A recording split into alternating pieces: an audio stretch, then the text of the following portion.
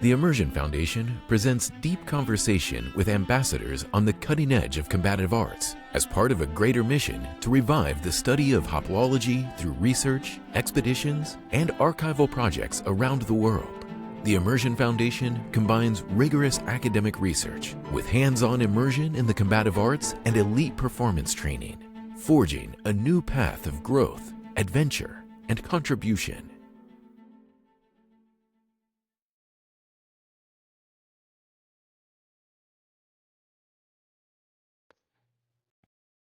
Well, hey Michelle, welcome. And it's what we've been waiting 5 years to try and get this started. I'm glad we finally did. So, Michelle, this will be long form, so we're not rushed. If it takes 10 sessions, it takes 10 sessions. That's what it is. But what we are hoping today is, start off with your history in Lua, right? Right from day one in your history in Lua and how you came to your present rank with Olohe Soul. We don't want to get into his background today. We'll keep his history and his family story and how he grew up and everything else for the next piece. But today, as an introduction and context setting, it's all about you. So with that, I'm going to shut up and I'm going to let you talk. Well, what would you like me to start with? Just the origin story? Yeah, your origin story, everything that you've been doing in Lua, and right from day one to where it's going today, and including the splits that have happened, and where you are taking it forward. And I think especially the fact that you're the only female, I think in this generation doing it at this level, I think it's an important aspect about what the Vahinis are doing and how that manifests itself. Oh my gosh, so a lot to talk about then. But Go I'm for going to it. bring in dance. Yeah, thanks. I started dance when I was very, very young, and that's relevant later. Ballet dropout at 4, gymnast, competition gymnast on team, played sports throughout my entire schooling ages. And competition cheerleader.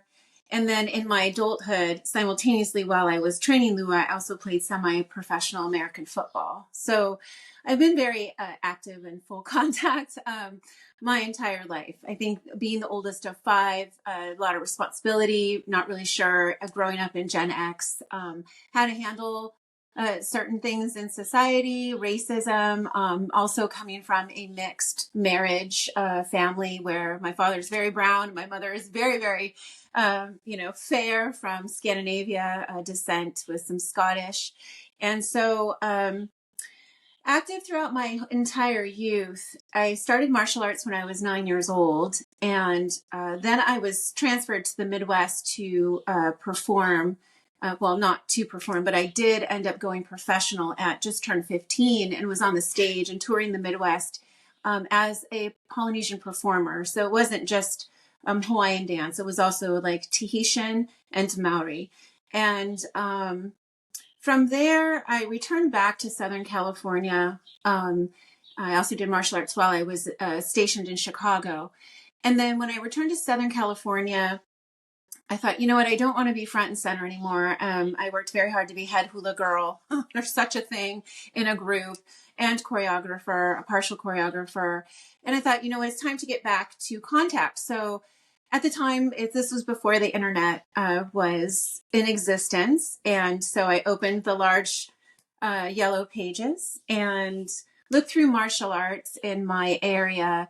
And I went to view a Korean school that was a little bit harder. I knew that's what I wanted, not forms. I wanted contact, and didn't feel right there. And so I opened the book again, and I found Olohe Solomon Kaihivalu. His name can also be translated as Kai'ihevalu. He said Kaihivalu, so I say Kaihivalu. And I thought this surely couldn't be the Hawaiian art that I heard sparsely about growing up while I was doing hula.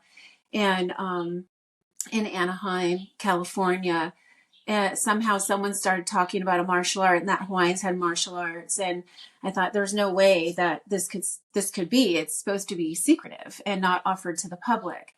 And then also growing up, my father was in martial arts as well, but didn't train. He was more of a street brawler. But I knew before I came along, before all the kids came along, that he must have had some sort of training. He was lightning fast and extremely strong. And to this day, I wonder, like, my father and Alohe in their 40s, who would really, like, who would win, you know? Anyway, I called and I asked if I could speak with the master, and the voice on the other end was female and said, he doesn't teach women. And she hung up. And so I thought, my God, did we get disconnected or did she really hang up on me? And so I called back and I said, hi, I just called and I just wanted to speak with the master about inquiring about classes and learning Lua. And she said, hey, listen, he doesn't teach women. And she hung up. So I was in my early 20s at the time, so it's going back almost 30 years ago already, 25 years ago. And I was pretty fiery and was unable at that time to really handle my emotions. And I had a lot of anger issues from the way that I was raised and the amount of responsibility I think that I had growing up for not just myself, my mother, and also my 4 siblings, but just a lot of stuff that just didn't make sense. I was still in process, and physical activity always helped me get through that. It was my drug of choice. It was my medicine, it actually still is. So I called back for the 3rd time and I said, look, I think you hung up on me or might still be getting disconnected, but I'm just going to keep calling back. I'd like to talk to the teacher about learning Lua, and this is my number. I'm half, Hawaiian mix, and I've been an athlete my entire life, and I would really like to speak with him. And so she took my number, and he called not too long after that. And then we were on the phone for 20 minutes, and he was asking me about who I am, what I'm about, my family life, where I grew up, what martial arts I've taken. And he was getting a feel, I think, not for my experience, but for who I was as a young woman at that time. And so he invited me to come and watch a class. And of course, I went after work. I had my work dress on. I worked in law. I still work in law 29 years later. And here I am, like 22, just barely 22 years old, walking up to the garage after he had closed his last school. And there's about a dozen men in there, very militant. He set a metal chair aside outside of the garage and didn't acknowledge me, came out, they saluted, and they started immediately. There was no warm-ups. There was nothing. They went straight into techniques and forms, rapid fire. They were as if they were like a militant group, a military unit, and he was their general. And so I sat and watched, and I saw him yell at them. I saw him sweep legs, hit some, so they were there to show their balance was off in their stance, whether it's a fighting stance or like a 90 horse, just in their faces, swearing, extremely tough. And I thought, I'm home. This is exactly where I need to be. It matched what I had inside, and my package didn't show that. It didn't show. I was an absolute nightmare, not scared to die, not scared of anyone. I was able to blend in the world as this early 20-year-old hardworking young mother, married, had all my stuff together, and I did. Everything was about my word, commitment. I mean, I was just raised that way. And he was a lot like my father, but only nicer, to tell you the truth. And so after class, they all leave promptly. They salute, they walk out. You hear all the cars start immediately. And that was never any different after I began training. You're literally gone in 5 minutes. He doesn't want to see you. Class is over. Get out. And he brought me into the house. I sat at the kitchen table and he walked away. He came back and he threw some paperwork on the table. And he said, what'd you think? And I said, I would really like to start training. He said, yeah, well, it takes commitment. And I said, and I'm willing to commit. And I signed the paperwork there, and I showed up the very next morning. inappropriately dressed, pants on that I was getting stepping on, and yoga pants weren't around at that time, and a really baggy t-shirt, and he put weapons in my hand, and I'm trying to move with my experience in martial arts, and it's getting caught on my t-shirt. My hair was half up. It's getting caught on my hair, and I was with him like that. I learned quickly what to wear. My breath found its way. The deeper aspects he didn't care about. He wanted to see if I could handle myself. So I was with him for like 2.5 years by myself with certain other students, one at a time. At times I had 2 other gentlemen there that were non-black belts, and we came up together with Alohe. And it wasn't until about 2.5 years later I was invited as a guest to the black belt class, which was the very class that I got to witness 2.5 years previous. And I felt I was ready. Although I felt that I would be accepted somewhat, but I was not. And my presence in itself caused distraction. And I think it was also training for the men, my brothers. I think Alohe was challenging them to see what he would be like if a woman was in class, because at this point he hadn't taught women since the early 80s. Reasons unknown, he just hadn't. And so now all of a sudden, they'd been hearing about me here and there that there's a woman or a girl that's training with him separately. And now here I am in class. And do you have any Michelle, questions? who were the people in that black belt class? A lot of them have quit since then. There were people that came and went. There are people that showed up for one class and never came back to try it out.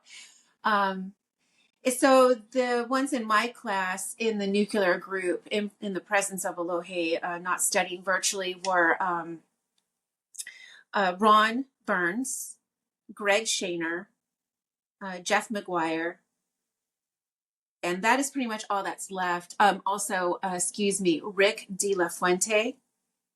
So these are the gentlemen that are still left that I trained with personally.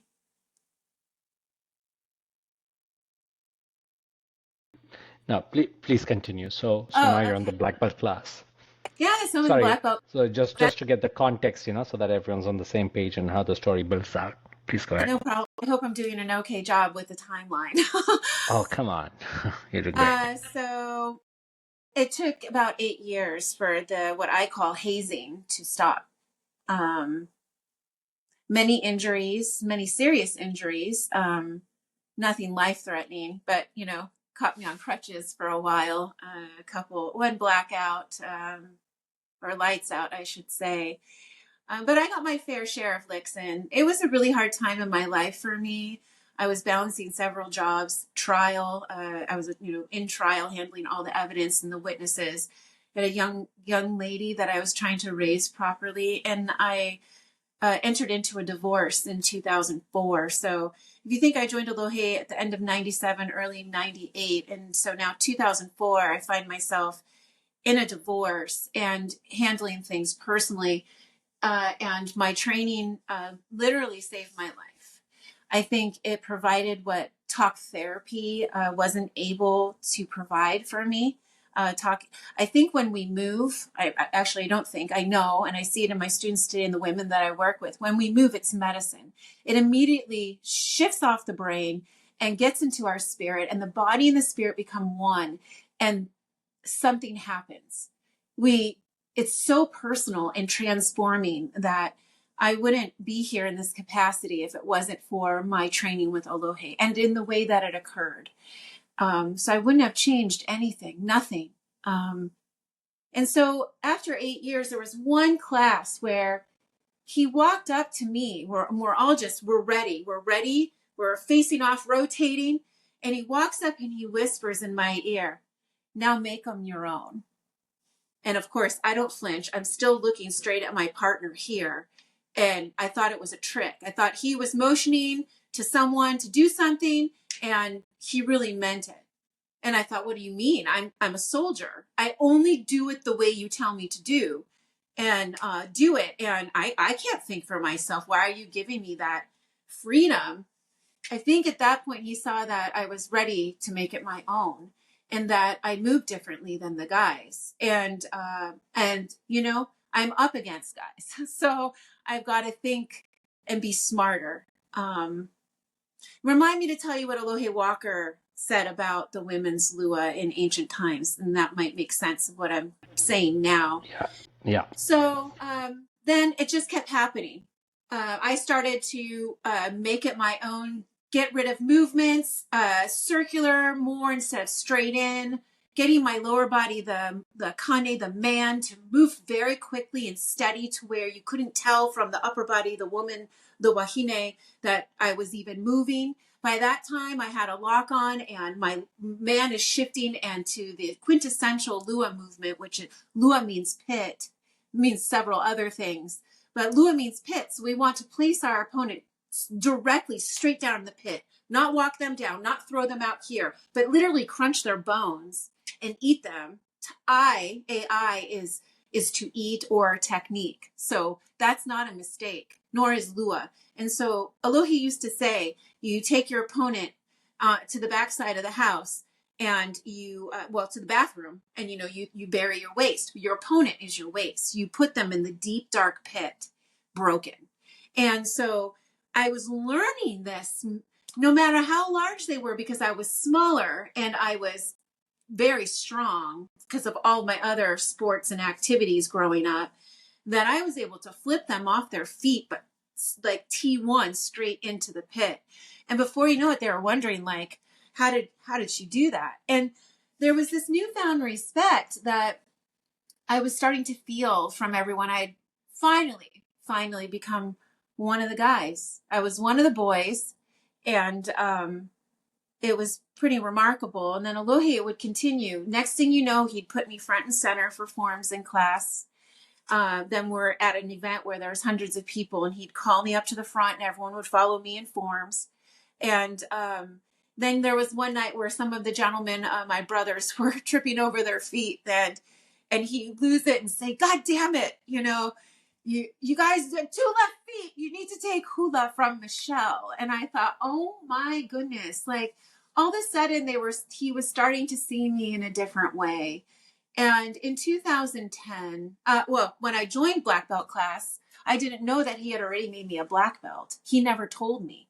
I guess maybe that was his way of saying, how long is she going to be here? And he did everything he could to make me quit, but I just didn't. And so, yeah, in 2012, there was a women's group, Pacific Association of Women Martial Artists, and they reached out for their annual event to see if I would like to come and share. I don't know how they found me, because we are sequestered as koa, as warriors in training, to not even speak to anyone else within the Kaiwalu halau. We were only allowed to worry about ourselves and not really hang out or talk with anyone else. That was on Alohe. He, did his own thing with those koa. But it was fascinating because I don't know how they found me, but it was about rhythm. That was their theme, and they were doing something with music, and they found somehow I was referred, or someone found me, which no one should have been able to find me at that time. So it took some time to ask. Sorry, it was 2008. In 2010, he finally said okay. And so they put me on the roster to teach. And, he agreed. And I said, what would you like me to show? It's all women. Like, I'm uncomfortable. Women. I don't want to work with women. Women are something else, no fault to them. But I find that women will make an excuse for anything to get in the way for them to dedicate to themselves. I don't care if it's Lua, martial arts, yoga. I don't care what it is, but the vacuum's broken and they can't go. Do you know what I mean? At least that's what it was in 2008, 2010.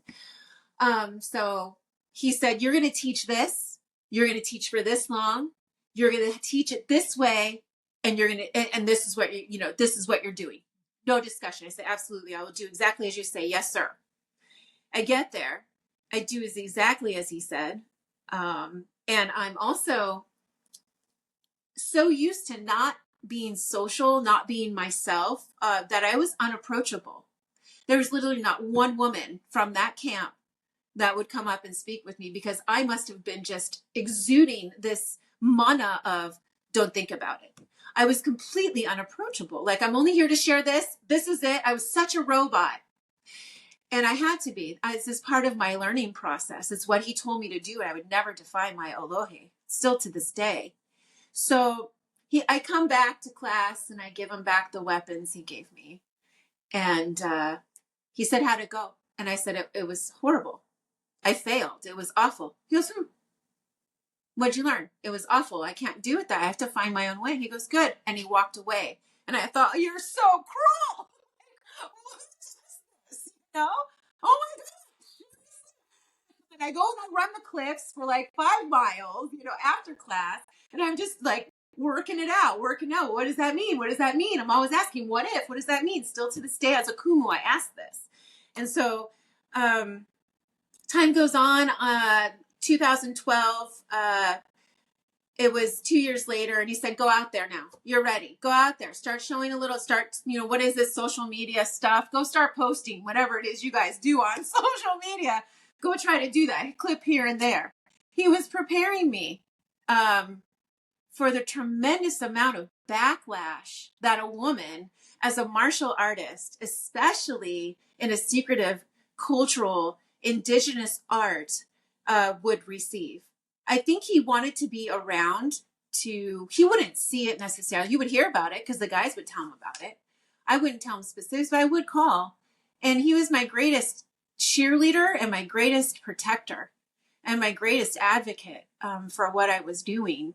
I just didn't know it at the time. He had his own way of loving each and every one of us in his own way, based on who we were. And I'm no exception. I definitely was not a favorite. If you ask any of my brothers, they'll tell you that I was put under tremendous amount of stress. Some things that maybe they wouldn't have been able to sustain at the time. So I think he did that so that they would also respect me now when he's gone. Also, again, preparing me to handle anything and everything. So 2012, I started to post a little bit here and there, which came under fire. 2013, I then decided to get my domain. And I don't know, it started to get introduced around to like the Martial Arts History Museum through Olohe. He loved Michael Matsuda. He loved what Michael was doing and with the Martial Arts History Museum, and worked very hard in donating and contributing to his exhibit there, which is the only exhibit of Olohes in the world. And so I started a business relationship, if you will, a professional relationship, try to help Olohe at the museum, anything he needed, which wasn't much. He never really asked us for anything. He was so self-sufficient and maintained control over everything, possibly because he knows people suck, especially sometimes our students who are just using and manipulating to get the information that... Oh, don't you and I know that? Yeah. So I understand the level of trust, even if there's layers of trust, and Olohe was very guarded, and I understand why, because he too obviously was under a lot of scrutiny, especially by our people in what he was teaching, how he was teaching. And so, I started to come out more and more, and then I started to get invites to co-teach, and then I started to become a headliner. And in 2014, I was thrown into a situation where I had about 74 women waiting for me in Atlanta. It had been on the TV, it's been on the radio, and these women showed up to learn self-defense.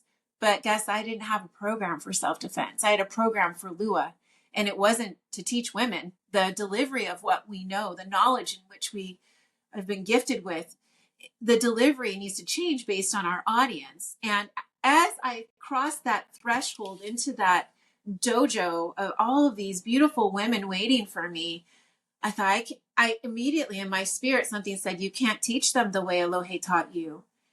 And by fire, the superhero experience was birthed. And that was my first self-defense program for women. And it blossomed. And it was for everyday women, non-martial artists, mothers, students of all ages. And it was gimmicky. They came dressed up as villains and superheroes. And yet they came because of that. And it just took off. And I was getting offers to teach and speak and show up at universities. And it was remarkable what was happening. And it was a good lesson for me to just shut up, stop staring, and see how the path develops as you continue to walk. It's like these solar lights are on each side of the path, and they won't light up until you set them off.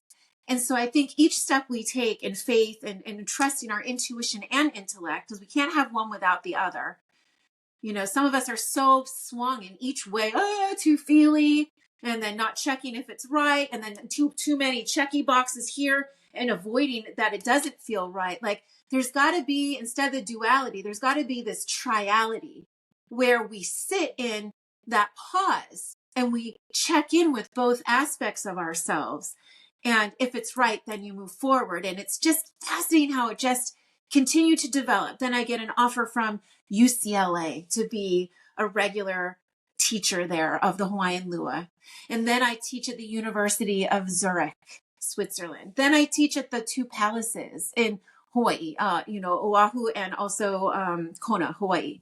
And, and then I'm at Honolulu Community College. And I teach all over now, including Europe. And I never would have ever guessed that I would be here in this capacity to be able to withstand the criticism, the mockery, the personal attacks, and the attacks from my own culture. And I think it's the Kumu Manu is a totally different person than Michelle the woman.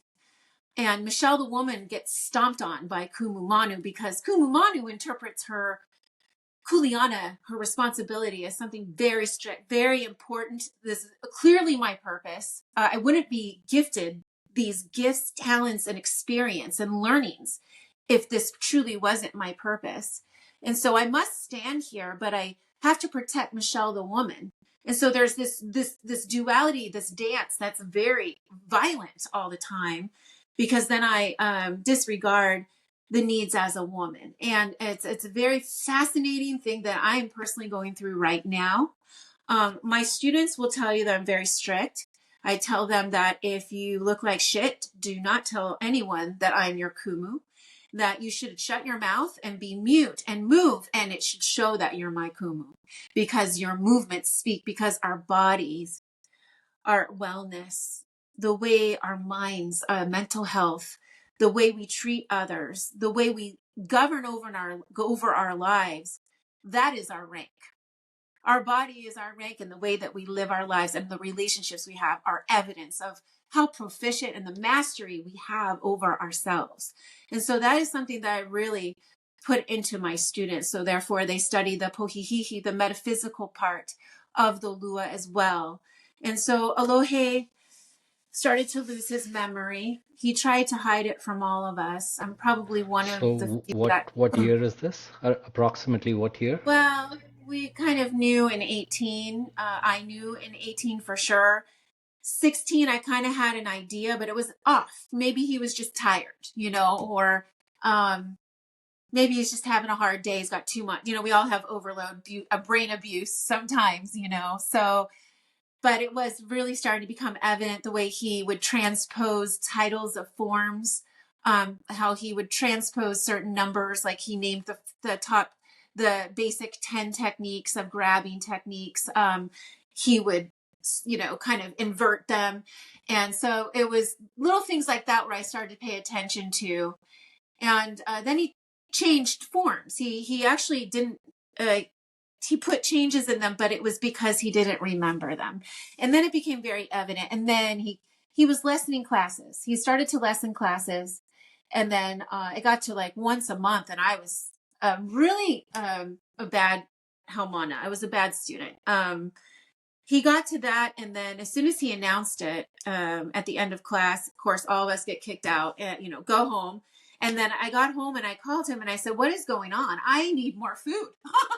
I oh, me, right? I cannot only see you 1 month. This is ridiculous. Like, what is going on? Can I schedule privates? I'll pay extra. Anything you need. I need more of the hakako, the wrestling. I need this, this additional hula that he never showed anyone from Molokai. I needed these things. I needed them. And so I kept calling and asking, and pretty soon he got to the point where he hung up on me. And then eventually his wife, Chris, would answer and say, Michelle, no, he doesn't want to talk to you. No, and then Michelle, he's not here. And that is when I realized that there's something wrong, that it's not that he just doesn't want to teach us, that there's something that's not right and he's not telling us. And then sure enough, it came out that he was suffering from memory loss. And unfortunately, I think if he kept teaching us, he would have retained some of that ability to remember a little more, because after he started teaching us, his physicality became frail, and he would still write and call, but it just wasn't the same. He expected us, and he did give us. I was just an absolute nightmare of a student when I was being told, sorry, that I was being told I couldn't be with him anymore, and my time as a student had ended. He always said, we're in a canoe, and you're paddling, and I'm in the back of the canoe. And at any time you can turn around and say, hey, aloha, blah, blah, blah, blah. Well, that's because blah, blah, blah, blah. Or why are you asking me this? His usual responses. Well, think about it. Think about it. But there's going to be one day when you turn around and I'll no longer be there. And then you're going to reach the shore and you're going to have to be on your own. And I thought, that's never, It came so quickly, even after 22, 24 years. Like, it's just, my training, I just wouldn't be who I am. And this gift he's given me is invaluable. The knowledge, they say the kumu is the trunk of a tree and the students are the branches. This information that he gave me, the way that my body can respond in an instant and so fine-tuned and beyond healthy, is ridiculous is all because of my training and my mind too. I'm in so much better of a place to exist as a woman in this time, and being born when I was, and now to see, I actually have knowledge of what all generations of women deal with and the challenges and their programming societally. And, there's over 80 million women in the US alone that are over 40. We have a lot. We're more established. We have more control over our finances. We are in every way successful at work. Most of us, we're starting to think about now aging gracefully, reversing cellular damage. And we're thinking about the marathon and not so much of the sprint. And I think that my training really helped me to see that, especially all the injuries. So, and now I have students all over the world. Most of my students are virtual because of their locale. But I do have students that are in person with me. I also have an online classroom where they have over 900 videos of classes that they can access at any time. I call that the frozen food. And then when I'm with them live, that's the warm food that I'm feeding them. And they know that they can always contact me. And I also have leadership. I have a priestess that is handles any of the issues that where me a koa, how mana maybe will reach out to her and ask for a discussion or maybe some suggestions on how to handle something better. And then I have two kia'i. Those are guardians. They not only guard me personally when I'm at larger events, because I can only see 3 layers deep, and they also are there to monitor social media and to let me know of any death threats that I might be receiving or any type of threats that are out there. And let them know of any stalking or predators that I encounter. And they also are, both of them are also kumu kokua, so they are also assistant instructors. So I'm very grateful to have a small leadership group of 3 very trusted individuals that are also koa. So I don't want to overwhelm them with leadership responsibilities. First and foremost, their journey is number one. And so I tell them at any point where they feel overwhelmed that then their duties as a leader needs to be put aside so that they can focus on their own koa journey. So that their body can speak the language of Lua. Because when an altercation or something happens, they need to be able to respond without having to engage the brain. And that only happens with hundreds of thousands of hours of practice. So I go back frequently to Hawaii, and it's an honor to teach the Kanaka Maoli, the Native Hawaiians, children, women, same sex, and elderly. And it's just an honor. To have free passage to share the Lua that I know is very different, but yet similar to other lineages. It's just a blood lineage. It's from a family. It was revised over time because Alohe made sure that we were relevant to today's fighters and today's crime. He was big on self-defense and not so much MMA. And with that, there were some things that Alohe taught us that he may not have known at the time or had the resources, which to double check, fact check, that I'm adjusting a little in my system, names of animals and removal of some animals because we didn't have the bear or like the eagle or the snake in Hawaii in ancient times. And so I really will say that I speak of ancient. My students learn it as much as I know, which is a lot has been shared with me by 3 other lineages back home in Hawaii. I have permission to share that with my students. I don't share it publicly. And so my dedicated students will receive that. But it's very important for me to also insert a lot of the culture that I didn't learn with Alohe because he was such a technician. He's just so devastating with his accuracy and effectiveness that he really only cared about when it was time to engage. But me, maybe it is my gender, I'd like to know who the warrior is when she's not warring or when he's not warring. And I think that when we know this and we know ourselves well, we know other things about why we're warring, why we should war, again, sets apart the soldier from the warrior. Because the soldier takes orders, asks questions later, and has PTSD trying to make sense of it, whereas a warrior knows exactly why they're entering into the engagement. And they don't actually have to go through the why afterwards. And so I want my students to understand their metaphysical aspects, the unseen, their shadow. I want them to understand the elementals, that it's not about a popular religion or deity today. And I have atheists all the way to Satanists in my group. I mean, the staunch Christians as well. I mean, we're fluctuating, but we're learning about the elementals, which is what the real religion was of our ancient people. They learn Lua Lomi, the basics, or Lomi Lomi Koa, which is the warrior massage, using the very same animals and stances that they use in their Lua. And there's some La'au Lapa'au, which is the plant medicine that they are learning as well as cultural aspects. You know, they may not believe in the poison god, but we had a poison god. And who was it? How was it used? Who used it and why? And so I think these are really important things to understand. And so I have brought that into my system now. And so as well as hula. Hula concealed the Lua when it was banned until 2 years later when the hula was banned. And then it was just practiced very quietly. And people talk about this now. They never used to, but they talk about it now, but rarely does anyone show this, let alone teach it. And so I have the honor of translating one into the other, which has made me love my hula even more. And so that's my story now. I'm honored to have a school, but also it's difficult because, you know, you're married to it and you have 9 classes a week and you want to make sure all of your students are progressing.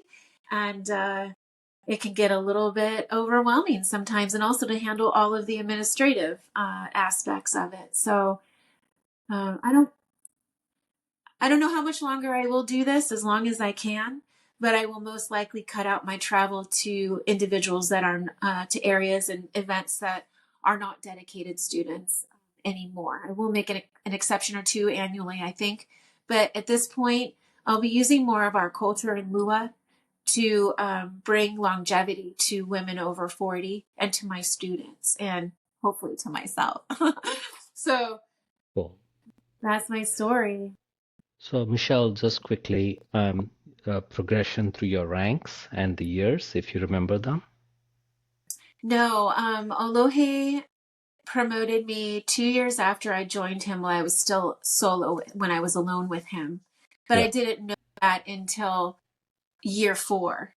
And at year 4, he gave me a first degree black belt. But after that, I wasn't promoted until third degree for many years. And then many, many years later, he handed me certificates through sixth degree. And then years went by again. And you never ask, old school. You just keep showing up. Even though he's promoting you, it doesn't matter. You know where to stand when it's time to line up ranked. And so, yeah, it was when he had a meeting and gave everyone I call it the Kumu letter. There were quite a few of us I think less than 10 that received the letter giving us authorization to teach. And not long after that, When was this, Michelle? Do you remember? Do you I remember don't even when that? remember. Like,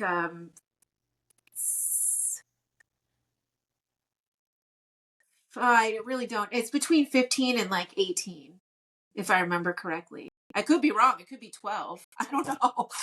I don't remember. I'm so sorry. It's kind of a blur. No, no. I think that I can works. go get it. I can look it up.